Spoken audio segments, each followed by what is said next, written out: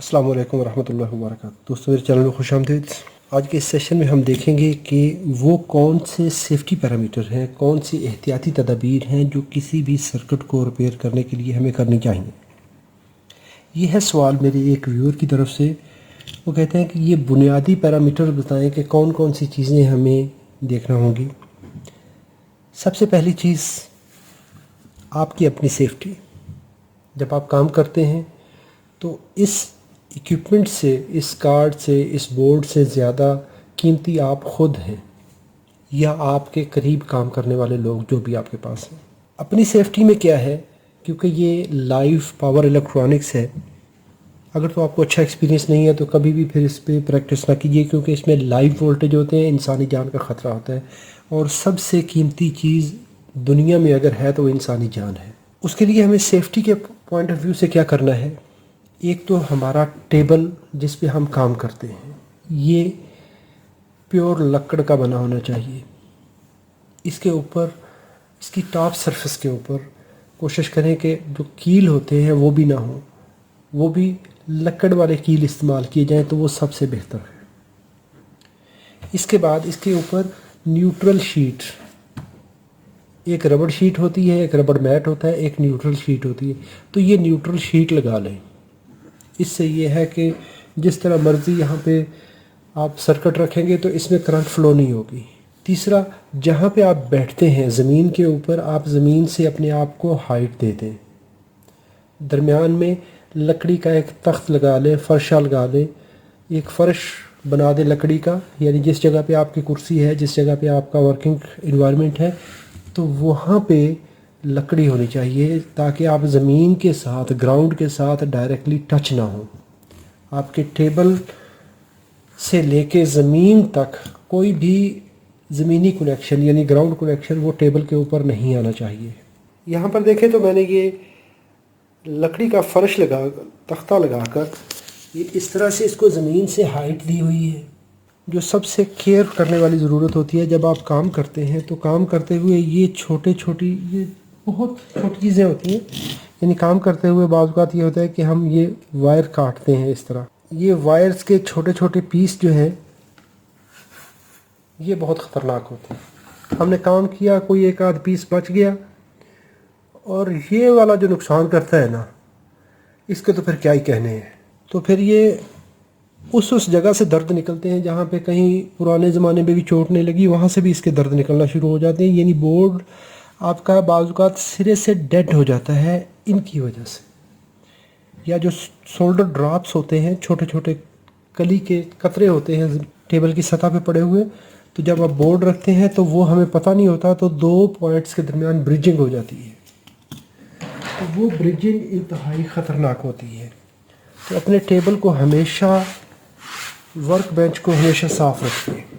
इसके बाद आपने इसको पावर अप करना है। तो जब भी किसी भी इलेक्ट्रिकल सर्किट को आप टेस्ट करते हैं तो उसकी बुनियादी चीज़ उसकी इनपुट रेजिस्टेंस है। चाहे कोई भी इलेक्ट्रिकल सर्किट हो, इलेक्ट्रॉनिक सर्किट हो, तो उसको ओहम वाट में रख के मल्टीमीटर को, उसके जहाँ पे एसी इनपुट टर्मिनल है तो वहाँ पे उसको चेक कर लें। तो देखें 674 मेगा आ रही है, 674 मेगा यानी 674 किलो आ रही है।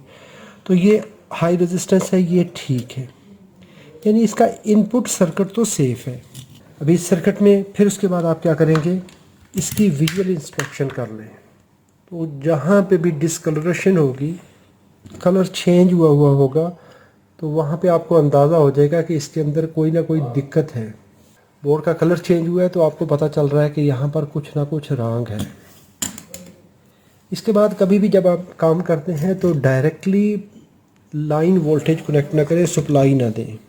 उसके लिए क्या करें, अगर तो आपके पास सीरीज़ बोर्ड है तो ठीक, अगर नहीं है तो क्या करिए, एक 100 वाट का लैंप ले लीजिए, बल्ब ले लीजिए, टिंगस्टन लैंप जो आम पुराने लैंप होते थे, वो लैंप ले लें, होल्डर में इस तरह लगा लें। तो ये हमारी 2 पिन वायर है, इसमें लाइन और न्यूट्रल। न्यूट्रल को, ब्लू वायर को आप सीधा निकाल लें। इस तरीके से आप कनेक्ट करेंगे। एक साइड से लैंप के अंदर दे दें एक वायर, और दूसरे एंड से वायर ले लें, तो ये हमारी इस तरह से आउटपुट होगी। अभी यानी हमारी जो करंट चलेगी वो यहाँ से आएगी, इस लैंप के अंदर से होती हुई ऐसे बाहर आएगी और फिर हमारे इस्तेमाल के काबिल होगी। अभी इसको हम पावर ऑन करते हैं, इसको अप्लाई करते हैं पावर। यहाँ पर अभी मैं दोनों वायर्स कनेक्ट करता हूँ। इस लैंप का फ़ायदा ये होगा कि ये दो तरह के काम करेगा। ये लैंप दो तरह के काम करेगा। एक तो जो इसके अंदर फॉल्ट आया है बोर्ड के अंदर वो उतना ही रहेगा, उससे ज़्यादा नहीं बढ़ेगा। अगर किसी वजह से हमारे काम करते हुए कोई गलती होती है, हम आईसी रिवर्स लगा देते हैं, उल्टी लगा देते हैं, कोई और कंपोनेंट उल्टा, डायोड इस तरह लगाना था हम इस तरह लगा देते हैं, कैपेसिटर इस तरह लगाना था इस तरह लगा देते हैं, जो भी गलती होगी तो वो शॉर्ट सर्किट का बायस बनेगी, वो बोर्ड पूरे को डैमेज कर सकती है।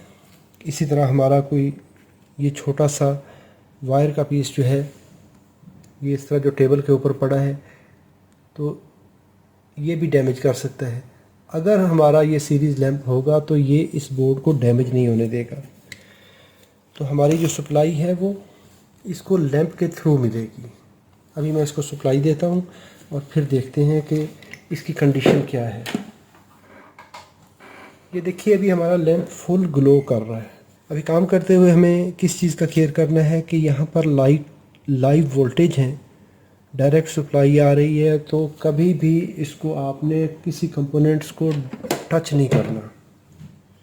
कोशिश करिए अगर आपके पास आइसोलेशन ट्रांसफार्मर हो तो उससे इसको पावर अप कीजिए तो वो सबसे अच्छा है। लेकिन आइसोलेशन ट्रांसफार्मर अगर नहीं है, आइसोलेट नहीं है, लाइव वोल्टेज है, तो कम से कम सीरीज़ लैंप जो है वो लाजमी इस्तेमाल कीजिए। अभी देखते हैं कि इस सीरीज़ लैंप का हमें फ़ायदा क्या होगा। इसको जल्दी इसको ट्रबल शूट करते हैं, फिर इसके सबब बताते हैं। ये देखिए सबसे पहले तो वोल्टेज देख लें इस हमारे डीसी कैपेसिटर पर। जब भी आप इस तरह के सर्किट्स पे काम करते हैं जिसमें हाई वोल्टेज कैपेसिटर हो तो इनको वोल्टेज चेक कर लें। यहाँ पर कोई भी वोल्टेज नहीं है। अभी हम क्या करेंगे, नेगेटिव लीड को इस कैपेसिटर के नेगेटिव टर्मिनल पर लगाएंगे। तो नेगेटिव टर्मिनल ये वाला है। मल्टीमीटर को डायोड मोड में करते हैं। नेगेटिव टर्मिनल पर, कैपेसिटर के नेगेटिव टर्मिनल पर ब्लैक लीड लगाइए और इनपुट टर्मिनल पर देख लें तो यहाँ पर ये एक डायोड की वोल्टेज दे रहा है, तो ये नहीं देने चाहिए, इस पे भी नहीं देने चाहिए। ब्लैक लीड को पॉजिटिव टर्मिनल पर लगा दें, यहाँ पर रीडिंग आनी चाहिए, ये सही दे रहा है। लेकिन अगर मैं नेगेटिव टर्मिनल पर लगाऊंगा तो ये नहीं होने चाहिए।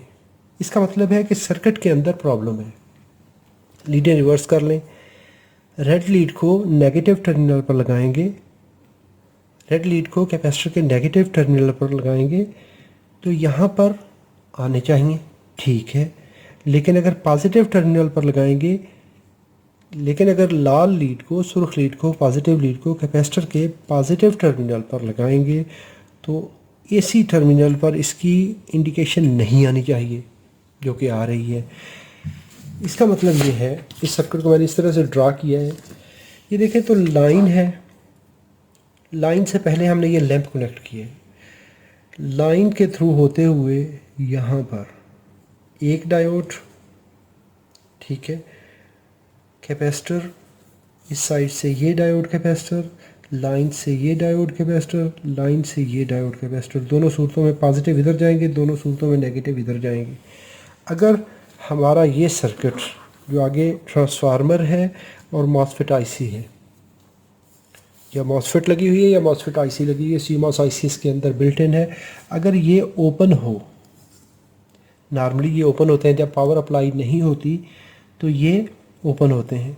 अगर ये ओपन होंगे तो हमें कैपेसिटर के नेगेटिव और पॉजिटिव टर्मिनल पर क्या मिलेगा, ओपन मिलेगा। लेकिन यहाँ पर हमें कंटिन्यूटी मिल रही है, तो ये कंटिन्यूटी नहीं होनी चाहिए। 6 ओम रेजिस्टेंस दे रहा है, 6 ओम 7 ओम रेजिस्टेंस दे रहा है। इसका मतलब है कि परमानेंट इसके अंदर कोई ना कोई डिस्चार्ज पाथ है। या तो ये कैपेसिटर शॉर्ट सर्किट है, कैपेसिटर शॉर्ट सर्किट होगा तो यहाँ से ये फटा हुआ होता है। तो फिर हमारे पास जो दूसरा चांस बनता है, अभी देखें जो मैं कह रहा था कि इस तरह अगर लगाएंगे, यहाँ पर ब्लैक लीड नेगेटिव टर्मिनल पर लगाएंगे, इस जगह पर देखेंगे एक टर्मिनल पर, तो ये डायोड रिवर्स बायस है क्योंकि ब्लैक लीड एनोड पे आ रही है, रिवर्स बायस है। यहाँ से इधर देखें तो रिवर्स बायस है, होना चाहिए, लेकिन ये कंटिन्यूटी क्यों दे रहा है? इसका मतलब है कि यहाँ से हमारी ये आईसी शॉर्ट सर्किट है इंटरनली, इस वजह से हमने ये लीड रखी, लेकिन हमारा ये डायोड कंटिन्यूटी दे रहे हैं, ये वाले दो इस तरह से। अगर हम इधर रखते हैं तो ये डायोड कंटिन्यूटी दे जाते हैं। चलें इस आईसी को भी रिमूव करते हैं, फिर देखते हैं कि रिज़ल्ट क्या है, और फिर हमें इसकी अहमियत का पता चलेगा कि ये सीरीज़ लैंप हमारे लिए कितना फ़ायदेमंद है।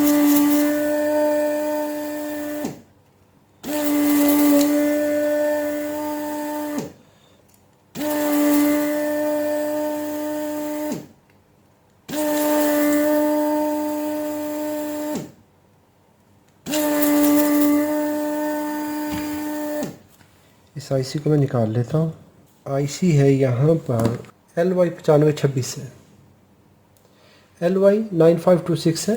तो ये आईसी यहाँ पे इसकी सोर्स पिन है, और ये साइड पे 8 नंबर पिन, इसकी 6, 7, 8 जो है वो ड्रेन पिन है। तो ये source to drain internally short हो चुकी है। अब आईसी निकालने के बाद इसके वोल्टेज देखते हैं। अभी देखिए आईसी निकाल दी है, लैंप ऑफ है, अभी लैंप ऑन नहीं है। क्यों? कि अभी इस वक्त हमारा जो सर्किट है वो प्रोटेक्ट हो गया है। यहाँ पर देखें 229 वोल्ट है।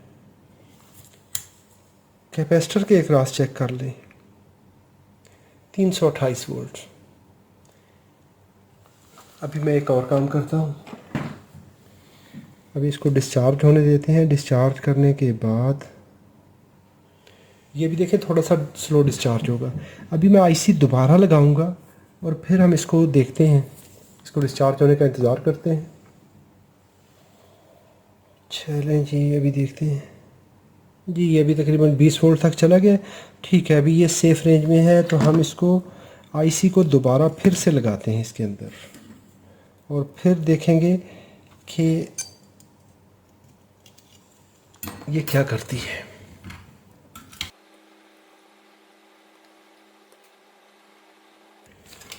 चलिए, आईसी हमने फिर दोबारा लगा दी है। अभी इसको मैं पावर ऑन करता हूँ। ये देखिए लैंप पूरे का पूरा ग्लो हो चुका है। तो इसका मतलब ये है कि यहाँ पर शॉर्ट सर्किट है। अभी हम वोल्टेज दोबारा चेक कर लेते हैं, डीसी वोल्टेज चेक करते हैं इस कैपेसिटर पर।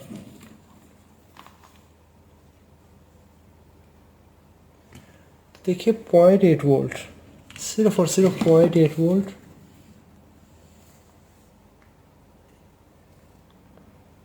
क्यों? कि हमारी ये आईसी जो है, ये सारे के सारे वोल्टेज ड्रॉप किए जा रहे हैं। अगर ये आईसी ठीक होगी तो यहाँ पर फुल वोल्टेज इसके ड्रेन टू सोर्स होने चाहिए। ऐसी सूरत हाल में हमारे पास अगर मॉसफेट लगी है, आईसी लगी है, अगर वो इंटरनली शॉर्ट है, तो वो इस कैपेसिटर पर वोल्टेज नहीं बनने देगी। जब नहीं बनने देगी तो फ़ौरन क्या होगा कि हमारे ये डायोड उड़ेंगे, फ्यूज़ उड़ेगा। तो ये टेक्निक यूज़ करते हुए हम अपने सर्किट को मज़ीद नुकसान से बचा सकते हैं। वीडियो अच्छी लगी है तो लाइक कीजिए, कोई सवाल हो तो कमेंट में लिखिए, और अपने प्यारों का बहुत सा ख्याल रखिए। अल्लाह रब्बुल इज़्ज़त आप सबको अपनी हिफाजत में रखे। अस्सलामु अलैकुम वरहमतुल्लाहि वबरकातुहू।